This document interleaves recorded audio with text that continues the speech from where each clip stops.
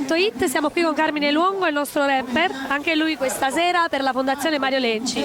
Sì, comunque è una bellissima cosa, è una delle mie prime comparse e sono felice comunque di aver partecipato a questa cosa perché comunque è molto formativa non solo per noi ma per tutte le persone che hanno partecipato, veramente una cosa bellissima. Quindi un ragazzo che dà forza a questa iniziativa, proprio un modo per introdurre i ragazzi disagiati nella società attraverso l'amore per lo sport. Sì, perché comunque lo sport è molto importante, non è soltanto a livello agonistico ma ci fa stare tutti quanti insieme, è una cosa molto importante questa, ci fa capire il rispetto per gli altri, quindi ben venga di continuare a queste cose.